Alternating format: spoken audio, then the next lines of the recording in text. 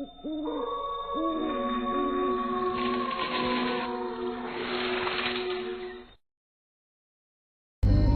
Christmas. इस बार तो boss बहुत मेहरबान हुआ है हम पर, जो क्रिसमस के लिए इतनी बड़ी पार्टी ऑर्गेनाइज की है। ऑर्गेनाइज तो की है, लेकिन बहुत ही अजीब जगह पर ऑर्गेनाइज की है। अजीब जगह मतलब कब्रिस्तान में ऑर्गेनाइज की है क्या? हाँ, कुछ ऐसा ही समझ लो। जहाँ पर पार्टी होने वाली है वहाँ पर पहले कोई ब्रिटिश फैमिली रहती थी, और क्रिसमस की रात ही वहाँ पर आग लगने की वजह से उन सब की मौत हो गई थी। उसके बाद कोई वहाँ पर रहता तो नहीं है, लेकिन उसे एक पार्टी हॉल बना दिया है। बहुत सारे लोगों ने वहाँ पर उनकी आत्माओं को देखा है, तो तुम भी जरा सावधान रहना। अरे यार, तुम तो जब देखो तब हमें डराने पर लगे रहते हो। अगर वहाँ पर ऐसा कुछ हुआ भी नहीं होगा ना, तब भी ये ऐसा ही बोलेगा। अरे यार, बिल्कुल सच बोल रहा हूँ। तुम लोगों को तो मुझ पर भरोसा ही नहीं है। आयुष अक्सर ही इस तरह के मजाक करता था, इसलिए उसकी बातों पर कोई भरोसा नहीं करता था। क्रिसमस का दिन आया और वो सब लोग पार्टी के लिए रेडी होकर पार्टी हॉल में पहुंच गए। इतनी चकाचौंध और साज सजावट के बीच ऐसे तो बिल्कुल भी नहीं लग रहा था कि वो कोई हॉन्टेड लोकेशन है। म्यूजिक प्ले हुआ और सब उस पर डांस करने लगे। यार, कोई ड्रिंक्स तो लेकर आओ। बिना ड्रिंक्स के कैसी पार्टी? हाँ यार, प्लीज कोई मेरे लिए भी ड्रिंक्स लेकर आओ। हे वेटर, 2 ड्रिंक्स लेकर आना। अभी लाता हूँ सर। वेटर ने उन दोनों को ड्रिंक्स ला कर दी, लेकिन वो उन्हें बड़ी ही अजीब तरीके से देख रहा था, जिस वजह से शिखा थोड़ी घबरा गई। तुमने हमें ड्रिंक्स दे दी ना, तो यहाँ पर खड़े खड़े हमें घूर क्यों रहे हो? जाओ और जाकर अपना काम करो। मैं तो अपना ही काम कर रहा हूँ मैडम। न जाने आप लोगों को हमसे क्या दिक्कत होती है। अरे ऐसे कैसे बात कर रहे हो तुम? जाओ यहाँ से। वेटर उन्हें बड़े ही गुस्से में देखता हुआ वहाँ से चला गया। बड़ा ही अजीब वेटर था। अरे छोड़ो ना यार, क्या छोटी छोटी बातों को दिल पर लगाना। तुम एंजॉय करो। वो सभी ड्रिंक्स पीते हुए पार्टी एंजॉय कर ही रहे थे कि तभी आयुष के ग्लास से ड्रिंक शिखा के कपड़ों पर गिर गया। अरे यार, ये क्या किया तुमने? मेरी पूरी ड्रेस खराब कर दी। अभी तो पार्टी शुरू ही हुई थी, अब पूरी पार्टी में ऐसी ड्रेस पहनूंगी मैं। सॉरी यार, गलती से हो गया। शायद ऊपर वॉशरूम है, तुम वहाँ पर जाकर साफ कर लो। शिखा परेशान होकर अपनी ड्रेस साफ करने के लिए ऊपर की तरफ जाने लगी। वो पूरा फ्लोर ऐसा था जैसे तो मानो सालों से वहाँ पर कोई आया ही ना हो। नीचे इतनी चकाचौंध और ऊपर ऐसा। पता नहीं, ये जगह देखने में तो बहुत सुंदर है, लेकिन कुछ अजीब सा लग रहा है यहाँ पर आते ही। खैर छोड़ो, मुझे क्या लेना देना, मुझे तो बस अपनी ड्रेस साफ करनी है। शिखा जैसे ही वॉशरूम ढूंढकर वॉशरूम की तरफ बढ़ने लगी, तभी फिर से वही वेटर उसके सामने आ गया। आप यहाँ पर क्या कर रही हो? लगता है आपको अपनी जान प्यारी नहीं है। तुम्हारा दिमाग तो खराब नहीं हो गया है? जाओ यहाँ से और दोबारा मेरे सामने मत आना। शिखा की ये बात सुनकर वो वेटर उसे देखकर बहुत अजीब तरीके से मुस्कुराने लगा। उसकी ऐसी हंसी देखकर शिखा डर गई। वो जल्दी से वॉशरूम के अंदर चली गई। बड़ा ही अजीब वेटर है, पीछे ही पड़ गया। पता नहीं लोग ऐसे ऐसे लोगों को काम पर रखते ही क्यों हैं। शिखा ने वॉश बेसिन की टैप ऑन की और पानी से अपनी ड्रेस साफ करने लगी। उसका सारा ध्यान अपनी ड्रेस पर था, लेकिन तभी उसे लगा कि सामने आईने में उसके अलावा पीछे और कोई भी खड़ा है। तो उसने अचानक से सामने लगे शीशे में देखा, तो उसे लगा मानो अभी कोई उसके पीछे से भागता हुआ शॉवर एरिया में जाकर छुप गया। शिखा की धड़कनें अचानक तेज हो गई। उसने जल्दी से अपनी ड्रेस साफ की और वहां से जाने लगी, लेकिन इससे पहले कि वो वहां से निकलती, उसे वहां किसी बच्ची की रोने की आवाज सुनाई दी। ये कैसी आवाज है? Please help me, please help मी। इसका मतलब उस वक्त सच में मेरे पीछे कोई खड़ा था। ये तो किसी बच्चे की आवाज लग रही है, देखना पड़ेगा। Please help me, please help me. Shikha को जब फिर से वही आवाज सुनाई दी, तो वो उस आवाज का पीछा करते हुए बाथरूम के पिछले सेक्शन में पहुंची, जिसे एक कर्टन से कवर किया हुआ था। शिखा ने कर्टन हटाया तो बाथ टब के बगल में एक छोटी बच्ची अपने सर को अपने घुटनों में दबाए रो रही थी। Please help me. Please save me. बेटा, बेटा क्या हुआ तुम्हें? मेरी तरफ देखो। अगर तुम्हें कोई प्रॉब्लम है तो मुझे बताओ, मैं तुम्हारी मदद करूंगी। Please help me. Please save me. देखो बेटा, अगर तुम इस तरह रोती रहोगी तो मैं तुम्हारी मदद कैसे करूंगी? बताओ, तुम्हारे मम्मी पापा कहाँ पर है? मैं उस बच्ची ने अपना चेहरा ऊपर उठाया, लेकिन जैसे ही शिखा ने उसका चेहरा देखा तो डर के मारे उसकी रूह कांप गई। उस बच्ची का चेहरा बेहद भयानक था। आंखों की पुतलियां पूरी तरह सफेद हो चुकी थी और हंसते हुए उसके मुंह से खून टपक रहा था। शिखा अपनी जान बचाने के लिए वहां से उठकर भागने लगी। तभी उस बच्ची ने अपने हाथों से शिखा की गर्दन को कसकर पकड़ लिया। छोड़ो मुझे, लीव मी। शिखा अपने आप को उससे छुड़वाने की कोशिश करने लगी, लेकिन उस बच्ची की आत्मा की पकड़ शिखा की गर्दन पर इतनी मजबूत थी कि शिखा खुद को छुड़वा ही नहीं पा रही थी। यार, इतनी देर हो गई लेकिन शिखा अभी तक नहीं आई। वो ऊपर सिर्फ अपनी ड्रेस साफ करने के लिए ही तो गई थी। हमें एक बार ऊपर चलकर देखना चाहिए। तभी अचानक वो वेटर वहां पर आया। उसने उन तीनों को देखा और बड़े ही अजीब तरीके से कहा, एक बार जाकर देख लोगे तो अच्छा रहेगा, वरना यहाँ पर बहुत से लोगों की मौत होती है। उसने उन लोगों की तरफ देखकर एक क्रीपी स्माइल की और वहां से चला गया। लेकिन उसकी बात सुनकर वो तीनों बहुत डर गए और जल्दी से ऊपर गए। उन्होंने वॉशरूम ढूंढा और गेट को नॉक किया। शिखा, शिखा, अरे तुम अंदर हो क्या? उन तीनों ने शिखा को आवाज दी, लेकिन अंदर से किसी की कोई आवाज नहीं आई। अरे ये क्या हो रहा है? अंदर से गेट लॉक है और अंदर से किसी की आवाज भी नहीं आ रही। कहीं शिखा अंदर बेहोश तो नहीं होगी? धीरज के इतना कहते ही वॉशरूम का दरवाजा खुल गया, लेकिन जैसे ही वो तीनों अंदर गए तो अंदर कोई नहीं था। ये कैसे हो सकता है? अभी तो अंदर से लॉक लगा हुआ था और अपने आप ही लॉक खुल गया और अंदर कोई है भी नहीं। और अगर यहाँ पर शिखा नहीं है तो फिर शिखा है कहाँ? लगता है कि शायद शिखा नीचे चली गई। यहाँ पर तो कोई है ही नहीं, तो चलो नीचे ही चलते हैं। क्या तुमने अभी कोई आवाज सुनी? कैसी आवाज? ऐसा लगा कि कोई बच्ची हंस रही थी। अरे यार, कोई भी तो नहीं है यहाँ पर। तो बच्ची कहाँ से आ गई? चलो। वो तीनों वॉशरूम से बाहर निकले। तभी कविता के कानों में फिर से बच्ची के हंसने की आवाज पड़ी। उस आवाज को सुनते ही कविता ने जैसे ही पीछे मुड़कर बाथरूम की तरफ देखा तो एक छोटी बच्ची जिसके कपड़े पूरी तरह काले पड़े हुए थे उसी कर्टेन के पीछे जाकर छिप गई जो बाथटब पर लगाया गया था। वो देखो, मैंने कहा था ना वहाँ पर बच्ची है। वो पीछे जाकर छुप गई है। अरे यार, कोई नहीं है, तुम चलो यहाँ से। आयुष के इतना कहते ही वो दरवाजा अचानक अपने आप बंद हो गया। कविता को थोड़ा अजीब लगा, लेकिन वो तीनों नीचे आ गए। तभी वहां पर सैंटा की कॉस्ट्यूम पहने कोई अपने हाथों में गिफ्ट्स के बॉक्स लेकर आया।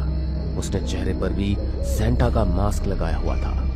वो बारी बारी सबको गिफ्ट देने लगा, लेकिन जैसे उसने आयुष, कविता और धीरज को गिफ्ट दिया तो एक बड़ी ही अजीब सी आवाज में उसने उन लोगों से कहा, ये गिफ्ट तुम लोगों के लिए बहुत खास है। शायद इन्हें खोलने के बाद तुम्हारी जिंदगी हमेशा के लिए बदल जाए। क्या मतलब? उसने आयुष की इस बात का कोई जवाब नहीं दिया और वहां से चला गया। लेकिन जब उन तीनों ने वो गिफ्ट्स खोले तो उनके रोंगटे खड़े हो गए। उन बॉक्सेस में 3 कटे हुए सर थे, एक आदमी, एक औरत और तीसरा सर शिखा का था। डर के मारे उन तीनों की चीख निकल गई और वो बॉक्सेस उनके हाथ से छूटकर नीचे गिर गए। तभी वो वेटर फिर से उनके सामने आ गया और वैसे ही क्रीपी स्माइल करते हुए उन्हें देखने लगा। लगता है कुछ बहुत भयानक देख लिया है। जाओ तुम यहाँ से, पता नहीं क्यों हमारे पीछे पड़ गए हो। वेटर ने बड़े ही भयानक तरीके से उन्हें देखा। तभी सामने से शिखा चलकर उनके पास आई उसे देखकर वो तीनों और ज्यादा घबरा गए। शिखा, तुम यहाँ पर कैसे? तुम तो मर गई थी ना? अरे क्या बकवास कर रही हो तुम यार। तुम लोग प्लीज जल्दी से यहाँ से चलो, ये जगह बिल्कुल भी ठीक नहीं है। एक सेकंड भी और नहीं रुक सकती मैं यहाँ पर, प्लीज चलो। तुम ठीक कह रहे हो यार, जब से यहाँ पर आए हैं बहुत अजीब लग रहा है और चीजें भी अजीब अजीब हो रही है। बाहर में गई ये पार्टी, घर चलते हैं। वो तीनों पार्टी छोड़कर अपने घर जाने के लिए वहाँ से निकल गए। आयुष पार्टी में गाड़ी लेकर आया था तो सब उसकी कार में बैठ गए और आयुष ने गाड़ी स्टार्ट की। पता नहीं कैसी अजीब सी जगह थी। तुम उस दिन बिल्कुल ठीक कह रहे थे आयुष, हमें यहाँ पर नहीं आना चाहिए था। शिखा के ऐसा कहने पर किसी ने उसकी बात का कोई जवाब नहीं दिया तो शिखा ने अपनी गर्दन उठाकर जैसे ही ड्राइविंग सीट पर बैठे आयुष की तरफ देखा तो उसके रोंगटे खड़े हो गए, क्योंकि वहाँ पर आयुष नहीं बल्कि कोई ब्रिटिश आदमी था। वो बहुत ही भयानक लग रहा था। उसे देखकर शिखा मदद के लिए पीछे बैठे अपने दो दोस्तों कविता और धीरज की तरफ मुड़ी।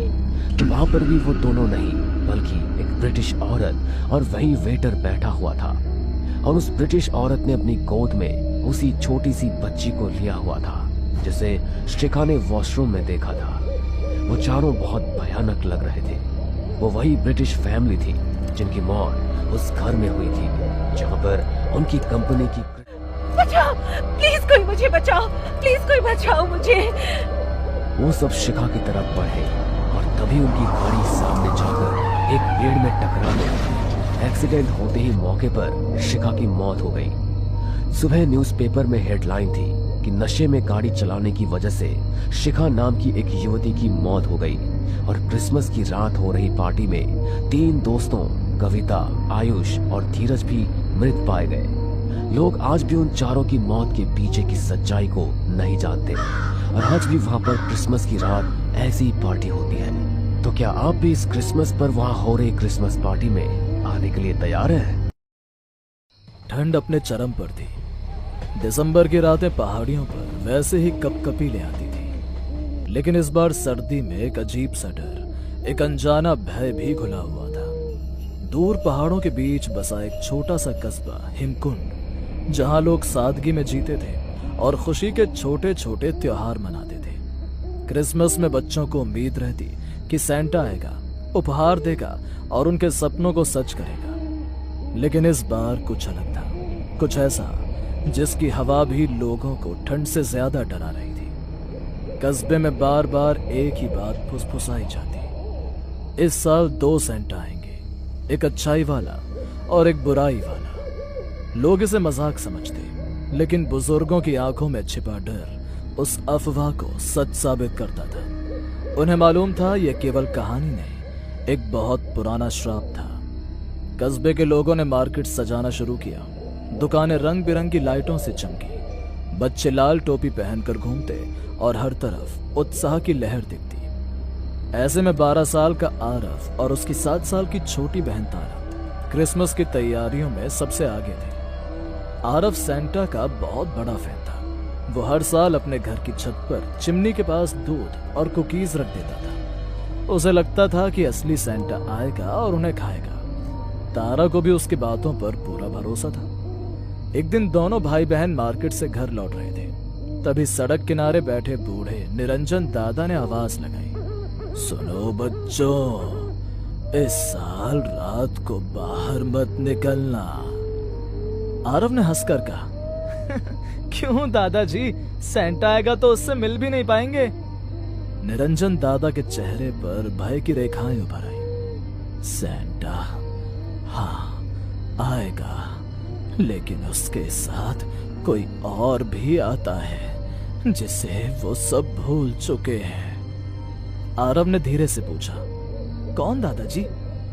उन्होंने डरते हुए जवाब दिया, हॉरर सैंटा, वो जिसकी आंखें अंगारों जैसी लाल होती हैं। वो अच्छे बच्चों को नहीं, बुराई की तलाश में आता है, लोगों को अपने साथ ले जाने। आरव ने फिर से हंसते हुए कहा, ये तो कहानी है दादाजी। दादाजी ने गहरी सांस ली और धीरे से बोले, काश ये सिर्फ कहानी होती। उनकी आंखों में तैरते डर ने दोनों बच्चों को कुछ पल के लिए शांत कर दिया। क्रिसमस से 3 दिन पहले कस्बे में अजीब घटनाएं होने लगी। रात में लोगों को बर्फ पर भारी कदमों की आवाज सुनाई देती। घरों के बाहर लंबे लंबे बूट के निशान दिखाई देते। कई बच्चों ने दावा किया कि उन्होंने रात को दूर पहाड़ी पर एक लाल कपड़ों वाला आदमी देखा, पर उसका चेहरा काला और आंखें आग की तरह लाल थी। कस्बे के चर्च के फादर माइकल सबको समझाते, डरिए मत, भगवान सबकी रक्षा करेंगे। लेकिन रातें डरावनी होती गई। एक रात आरव ने छत पर चिमनी के पास रखे दूध को देखा।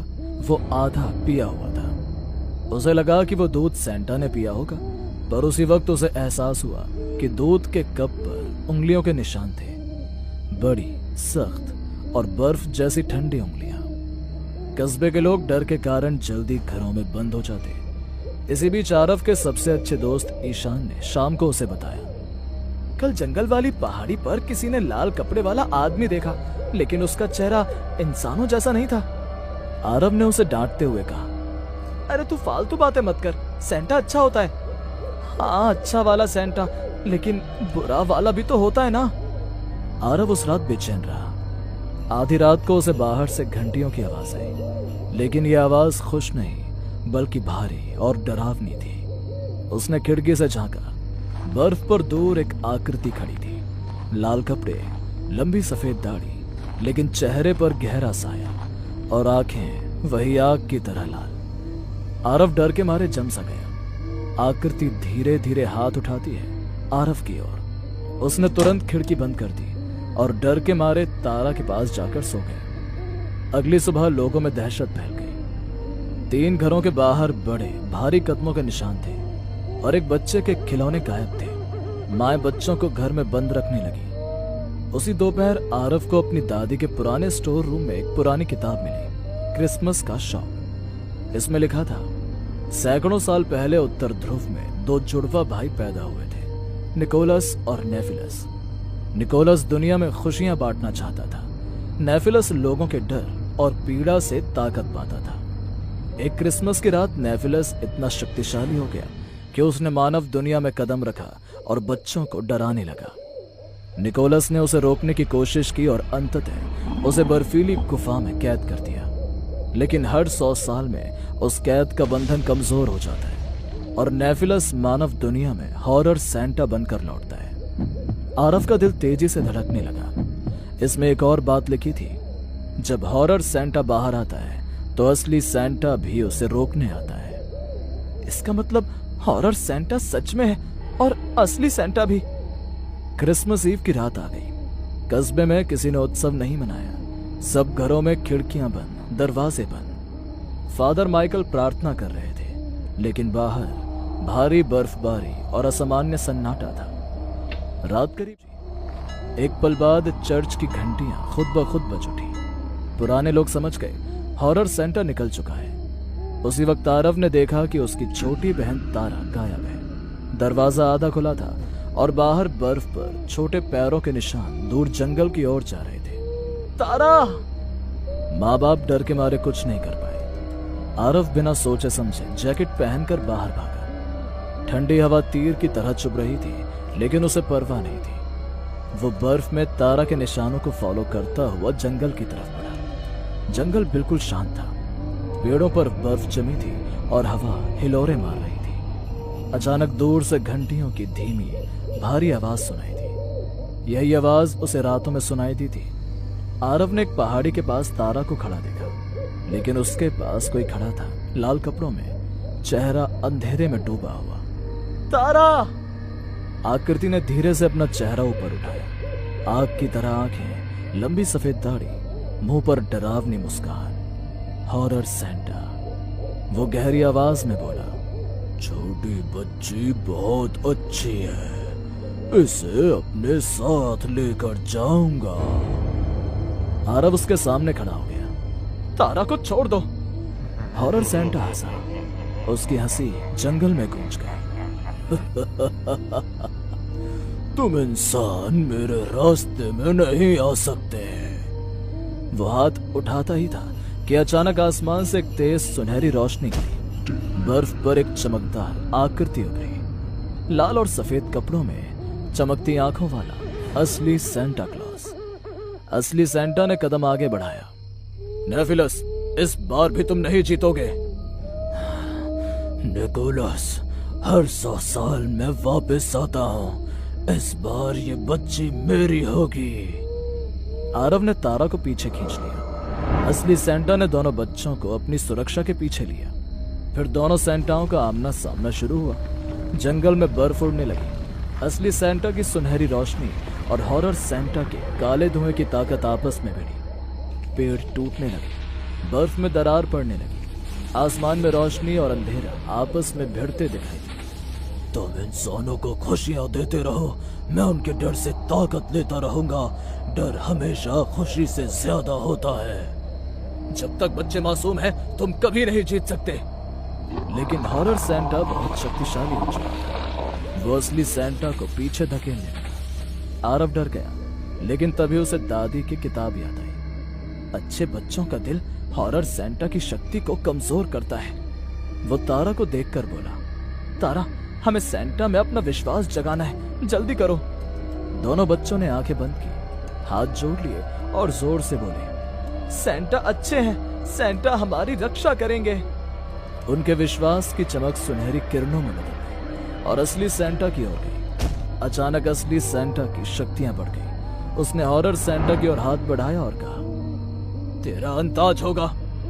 सुनहरी रोशनी ने हॉरर सेंटा को घेर लिया। वो चिल्लाया, तड़पा, लेकिन धीरे धीरे रोशनी में गायब होने लगा। आसमान में एक जोरदार गूंज हुई और फिर सन्नाटा।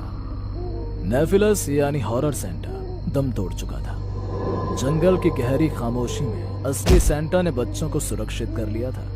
हॉरर सेंटा प्रकाश में जलता हुआ गायब हो चुका था। असली सेंटा ने आरव और तारा को अपनी गर्म चमकदार चादर में लपेटा और बोला, अब समय है उस सच का सामना करने का जिसे सदियों से छिपाया गया था। दोनों बच्चे ध्यान से उसकी ओर देखने लगे। सेंटा ने कहना शुरू किया, हॉरर सेंटा यानी नेफिलस केवल मेरा भाई नहीं था, वो एक इंसान भी था जिसे दुनिया ने धोखा दिया था। उसकी अच्छाई बर्फ में खो गई और वो अंधेरे में बदल गया। सदियों पहले जब उसने बच्चों को अपने डर से कैद करना शुरू किया, तब मुझे उसे रोकना पड़ा। तब से वो मेरे ही भीतर एक परछाई की तरह कैद था। आरव हैरान था, मतलब हॉरर सेंटा आप ही का हिस्सा था? हाँ, जब इंसानों के दिलों में डर और नफरत बढ़ती है, वो हिस्सा जाग जाता है। पिछले 100 सालों में लोगों के दिलों में इतना डर भरा कि वो फिर मुक्त होने लगा। तो क्या वो वापस आ सकता है? नहीं, क्योंकि तुम दोनों ने जो किया उसने उसे पूरी तरह खत्म कर दिया है। डर तभी पैदा होता है जब उसे जगह मिलती है, लेकिन तुम्हारे विश्वास और हिम्मत ने मेरी परछाई को मिटा दिया। अचानक हवा में एक तेज सफेद रोशनी फैली। बर्फ जमीन से उठकर घूमने लगी। दूर पहाड़ की चोटी पर एक चमकदार आकृति उभरी। वही काला धुआं जो नेफिलस बनता था, लेकिन इस बार वो कमजोर था, बिखरा हुआ, टूटता हुआ। सेंटा ने हाथ उठाया और बोला, नेफिलस, अब तू हमेशा के लिए मुक्त होगा, लेकिन अंधेरे में नहीं, प्रकाश में। रोशनी तेज हुई और काले धुएं ने पहली बार चीखने की जगह शांति की एक लंबी सांस ली। धीरे धीरे वो सफेद किरणों में बदल गया और हवाओं में घुलकर गायब हो गया। अब वो हमेशा के लिए खत्म हो चुका है। अब कोई हॉरर सेंटा नहीं बचेगा। सेंटा बच्चों को अपनी स्लेज के पास ले गया। वो आसमान में उड़ने से पहले रुका, मुस्कुराया और कहा, जब भी दुनिया में विश्वास और प्यार होगा, मैं हमेशा लौटूंगा। और फिर वो सुनहरी चमक के साथ आकाश में गायब हो गया। आरव और तारा बर्फ पर खड़े रहे। हॉरर सेंटा इस बार सचमुच खत्म हो चुका था। उसके अंधेरे का अंत हो चुका था और क्रिसमस सच में नया जन्म ले चुका था। 25 दिसंबर की रात थी। मार्था, पीटर, जेम्स और रुमेसा चर्च में क्रिसमस की प्रेयर्स करने के लिए अपने घर से निकले। चर्च पहुंचने में उन्हें देर ना हो जाए, इसलिए पीटर ठंड भरी रात के सन्नाटे को चीरते हुए पूरी तेजी से अपनी कार को भगाने लगा। अरे बस करो पीटर, चर्च आने वाला है। प्लीज कार की स्पीड थोड़ी स्लो कर लो। मार्था के ऐसे कहते ही अचानक अपने आप ही उनकी कार बहुत तेज ब्रेक के साथ चर्च के पास में बने कब्रिस्तान के बाहर रुक गई। अरे डफर, ये तुमने कब्रिस्तान के सामने गाड़ी क्यों रोक दी? पागल हो गया? अरे यार, मैंने गाड़ी रोकी नहीं है, शायद खराब हो गई है। चलो ना, 2 ही कदम पर तो चर्च है, उतर जाओ गाड़ी से, पैदल चलते हैं। चारों दोस्त गाड़ी से उतरकर चर्च की ओर बढ़ने लगे। तभी उन्हें लगा मानो जैसे कोई साया उनके साथ साथ चल रहा हो। तभी रुमेसा को अपने कानों में किसी के बुदबुदाने की आवाज सुनाई पड़ी, जैसे कोई बड़ी ही दबी सी आवाज में उसका नाम बार बार पुकार रहा हो। तुम लोग प्लीज जल्दी चलो, मुझे बहुत अजीब सा लग रहा है। मैं जब तक चर्च नहीं पहुंचूंगी तब तक मेरा मन शांत नहीं होगा। रुमेसा के ऐसे कहते ही अचानक उनके सामने एक काली बिल्ली आ गई, जो उनकी तरफ देखकर बड़े ही भयानक तरीके से मिमियाने लगी। ओह गॉड, इस बिल्ली ने तो मुझे डरा ही दिया। चर्च उन सब से सिर्फ कुछ कदमों की दूरी पर ही था। वो उस बिल्ली को नजरअंदाज कर चर्च की ओर बढ़ने लगे। तभी अचानक सभी लोग चर्च के अंदर से बाहर की ओर भागने लगे। अरे यार, ये सब इस तरह से चर्च में क्यों भाग रहे हैं? एक काम करो, तुम सब यहीं रुको, मैं देख कर आता हूँ। पीटर ने जैसे ही चर्च के पास जाकर देखा तो चर्च की दीवारों से बुरी तरह से खून टपक रहा था। और जब पीटर ने चर्च में लगी जीसस क्राइस्ट की मूर्ति की तरफ देखा तो उसने देखा कि गॉड की आंखों से भी बुरी तरह खून बह रहा है। वो उसे देखकर कुछ समझ नहीं पाया, इसलिए उसने चर्च के फादर को गॉड की मूर्ति की तरफ इशारा करते हुए उनकी आंखों से बहते हुए खून को दिखाया। फादर, आखिर ये सब हो क्या रहा है? मैंने आज से पहले चर्च की दीवारों और गॉड की आंखों में ऐसे खून बहते कभी नहीं देखा। मुझे इन्हें ऐसे देखकर बहुत अजीब सा लग रहा है। माय चाइल्ड, गॉड के इन आंसुओं से मैं साफ साफ समझ पा रहा हूँ कि आज रात कुछ बहुत ही बुरा होने वाला है। मैं तुमसे भी रिक्वेस्ट करता हूँ कि तुम जल्द से जल्द अपने घर चले जाओ। पीटर अपने दोस्तों के पास आया और उसने उन सबको फादर की कही हुई बातें बताई, लेकिन जेम्स फादर की उन बातों को मनगढ़ंत कहकर उनका मजाक उड़ाने लगा। अरे भाई, कभी सुना है क्या कि चर्च की दीवार और गॉड की मूर्ति से आंसू निकल रहे हो? फादर को चर्च जल्दी बंद करना होगा, इसलिए कुछ नाटक किया होगा।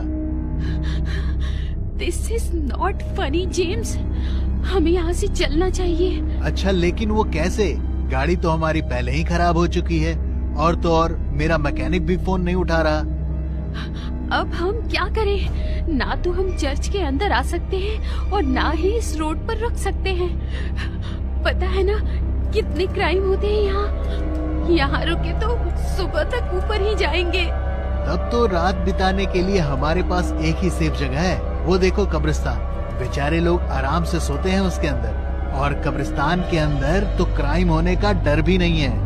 कब्रिस्तान के अंदर आने से पहले तो क्रिमिनल के भी पसीने छूट जाएंगे। चलो यार, वैसे भी अपने पास कोई ऑप्शन नहीं है।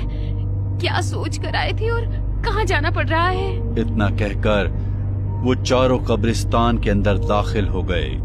उन्होंने कब्रिस्तान के अंदर अपना पहला कदम रखा ही था कि तभी अचानक उन्हें कुत्तों के रोने की तेज आवाज सुनाई दी।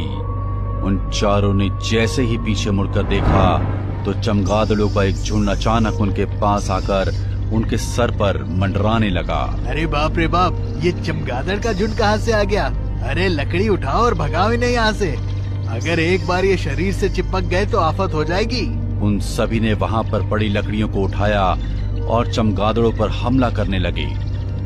लकड़ियों के डर से चमगादड़ तो वहाँ से भाग गए, लेकिन तभी रुमेसा का पैर अचानक लड़खड़ाया और वो एक कब्र पर जाकर गिर गई। कब्र पर गिरते ही वो अचानक और जल्दी से भागकर अपने दोस्तों के पास आ गई। अरे अरे, तू तो ऐसे डर के भागा ही जैसे उस कब्र की आत्मा तेरे अंदर ही प्रवेश कर जाती। मार्था के इतने कहते ही जेम्स और पीटर भी जोर जोर से हंसने लगे। में क्या खुराफात सूझी कि वो पैरानॉर्मल इन्वेस्टिगेटर्स का मजाक उड़ाते हुए उनकी नकल करने लगा। मैं भूत हूँ, डरो मुझसे, डर लग रहा है मुझसे तुम्हें?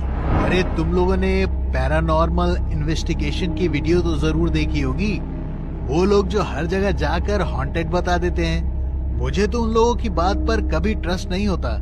जब एक इंसान इस दुनिया में है ही नहीं तो उसकी मौजूदगी का एहसास भला किसी को कैसे हो सकता है? वैसे तुम्हारी बात में पॉइंट है। चलो आज इस कब्रिस्तान में हम पैरानॉर्मल इन्वेस्टिगेटर बन जाते हैं। पहला सवाल मैं पूछूंगी। हेलो स्पिरिट्स, मेरा नाम है मार्था। देखो, अगर हमारे पास कोई भी मौजूद है तो हमें अपनी मौजूदगी का एहसास करवाओ। इतना कहकर मार्था बड़ी जोर जोर से हंसने लगी। तभी अचानक कौवों के झुंड ने आकर मार्था पर हमला कर दिया और वो घबराकर जेम्स और पीटर की ओर भागने लगी। तभी अचानक रुमेसा ने मार्था के बालों को बड़ी ही जोर से खींचते हुए उसे दूर जमीन पर फेंक दिया और वो उन सभी की ओर देखकर बड़े ही भयानक तरीके से मुस्कुराने लगी और उसका शरीर धीरे धीरे करके पूरी तरह सफेद पड़ गया, जैसे उसका शरीर न जाने कितने सालों से किसी कब्र के अंदर दफन हो। ये तुम्हें क्या हो रहा है रुमेसा? देखो रुमेसा, अगर तुम हमारे साथ कोई मजाक कर रही हो तो प्लीज इसे बंद कर दो। हमें सच में बहुत डर लग रहा है। No no no no no no no no, मैं रुमेसा नहीं हूँ। भूल गए? तुम्हारे इस प्यारे दोस्त ने ही तो मुझे यहाँ पर बुलाया है। पहले तो इस बेवकूफ लड़की ने मेरी कब्र पर गिरकर मुझे गुस्सा दिलाया और उसके बाद तुमने खुद मुझे यहाँ पर आने का निमंत्रण दे दिया। अब अगर कोई मुझे इतने प्यार से बुलाएगा तो मुझे तो उसके पास आना ही पड़ेगा ना। रुमेसा के शरीर में प्रवेश की हुई आत्मा के ऐसा कहते ही कब्रिस्तान में उगी झाड़ियां अचानक बड़ी होने लगी और धीरे धीरे करके वो झाड़ियां मार्था के शरीर तक पहुंच गई और उन झाड़ियों में मार्था का पूरा शरीर बुरी तरह जकड़ने लगा। बचाओ मुझे, प्लीज बचाओ, मुझे बहुत दर्द हो रहा है। रुमेसा, ये क्या हो गया है तुम्हें? प्लीज ऐसा मत करो, मैं तुम्हारी दोस्त हूँ मार्था, प्लीज पहचानो मुझे। दर्द के मारे मार्था का बुरा हाल हो रहा था। झाड़ियों की जकड़ की वजह से उसका शरीर अब धीरे धीरे लाल पड़ने लगा था। उसे देखकर ऐसा लग रहा था मानो झाड़ियों की जकड़ से कुछ ही देर में उसके शरीर से बुरी तरह खून बहने लगेगा। जेम्स और पीटर को भी उसे देखकर उस पर तरस आने लगा और वो उसकी मदद करने के लिए उसकी ओर बढ़ने लगे। तभी रुमेसा ने उन दोनों को पकड़कर वहां से दूर फेंक दिया और उन दोनों का सर एक कब्र से जाकर टकरा गया। तुम में से कोई भी आज यहाँ से जिंदा लौट कर नहीं जाएगा। हम सब तुम्हें भी हमेशा हमेशा के लिए अपने साथ लेकर जाएंगे। इतना कहकर रुमेसा कब्रिस्तान में दफन हुई कब्रों को बड़े ही भयानक तरीके से घूरने लगी। तभी अचानक कब्रों के अंदर दफन हुए मुर्दा शरीर खुद ब खुद कब्रों से बाहर निकल कर आने लगे। अपनी आंखों के सामने इस मंजर को देखकर जेम्स, पीटर और मार्था की रूह कांप गई। इससे पहले कि वो सभी कुछ समझ पाते, तभी उन आत्माओं ने जेम्स और पीटर के शरीर पर वार कर दिया और वो आत्माएं उन दोनों के शरीर पर बुरी तरह हावी हो गई। रुमेसा की तरह ही अब उन दोनों का शरीर भी पूरी तरह सफेद पड़ गया और उन दोनों की आंखों की पुतलियां गहरे लाल रंग में बदल गई। ये क्या हो रहा है? तुम दोनों को, जेम्स, पीटर, प्लीज प्लीज होश में आओ। उन आत्माओं को खुद पर हावी मत होने दो। उन सभी की ऐसी हालत देखकर मार्था बहुत बुरी तरह डर चुकी थी। डर के मारे अब उसका शरीर भी पूरी तरह ठंडा पड़ चुका था। वो बार बार पीटर और जेम्स का नाम पुकार कर उन आत्माओं को उनके शरीर पर हावी होने से रोकने की कोशिश कर रही थी, लेकिन उन दोनों के शरीर पर हावी हुई वो आत्माएं लगातार मार्था की ओर बढ़ती जा रही थी। तभी मार्था डर के मारे गॉड का नाम पुकारने लगी। Oh lord Jesus, please help me, please help me. God please मुझे बचा लीजिए। मार्था के ऐसे कहने से जेम्स और पीटर के शरीर में प्रवेश की वो आत्माएं अचानक रुमेसा से दूर जाने लगी। तभी मार्था ने जोर जोर से उन तीनों के सामने गॉड का नाम लेना शुरू कर दिया और वो बार बार बाइबल के कुछ वर्सेस को तेज आवाज में दोहराने लगी। उस आवाज को सुनकर वहां पास से गुजर रहे एक पादरी का ध्यान कब्रिस्तान की ओर पड़ा। जब उन्होंने कब्रिस्तान की ओर देखा तो वो दौड़ते हुए कब्रिस्तान के अंदर दाखिल हुए। ओह नो, अगर रात 12 से पहले इन आत्माओं ने इन बच्चों के शरीर को नहीं छोड़ा तो ये आत्माएं इन बच्चों को हमेशा हमेशा के लिए अपने साथ ले जाएंगी। मुझे इसी वक्त इन सब के शरीर पर होली वाटर छिड़कना होगा, नहीं तो इन शैतानी आत्माओं को इनके शरीर से निकालना बहुत मुश्किल हो जाएगा। इतना कहकर फादर जैसे ही होली वाटर की बोतल को ढूंढने लगे, तभी उन्हें याद आया कि होली वाटर की बोतल तो वो चर्च के अंदर ही भूल चुके हैं। इसलिए वो वहां से बड़ी ही तेजी से चर्च की ओर बढ़े और उन्होंने चर्च पहुंचकर जल्दी से वहां से होली वाटर की बोतल को उठाया और चर्च से निकलने से पहले उन्होंने जीसस क्राइस्ट से प्रार्थना की, जिनकी आंखों से अभी भी खून के वो आंसू लगातार बह रहे थे। गॉड, आप अपने सभी बच्चों की रक्षा करना, उन शैतानी आत्माओं से उन सभी की रक्षा करना। इतना कहकर फादर गॉड के सामने हाथ जोड़कर फिर से कब्रिस्तान की ओर बढ़े और उन्होंने कब्रिस्तान में दाखिल होते ही बाइबल के वर्सेस को बोलना शुरू कर दिया। मार्था और फादर दोनों मिलकर तेज आवाज में उन वर्सेस को दोहराने लगे। तभी जेम्स, पीटर और रुमेसा का शरीर बुरी तरह तड़पने लगा और वो तीनों तड़पते हुए जमीन पर गिर गए। इससे पहले कि वो आत्माएं किसी और को नुकसान पहुंचा पाती, फादर ने उन सभी पर होली वाटर को छिड़क दिया।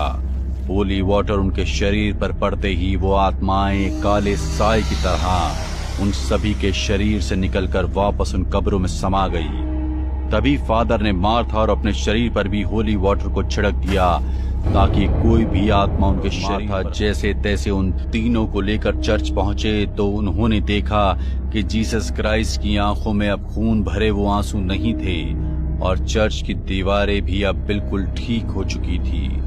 इसका मतलब गॉड के बच्चों पर आया वो संकट अब खत्म हो चुका था।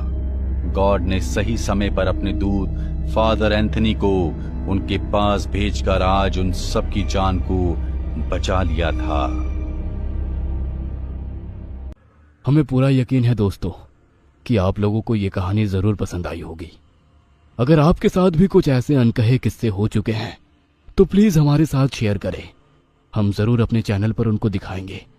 हमारी ईमेल आईडी नीचे डिस्क्रिप्शन बॉक्स में दी गई है, तो प्लीज हमारे वीडियो और चैनल को शेयर एंड सब्सक्राइब करें और बने रहे हमारे साथ ऐसे ही अनकहे किस्से और कहानियां सुनने के लिए।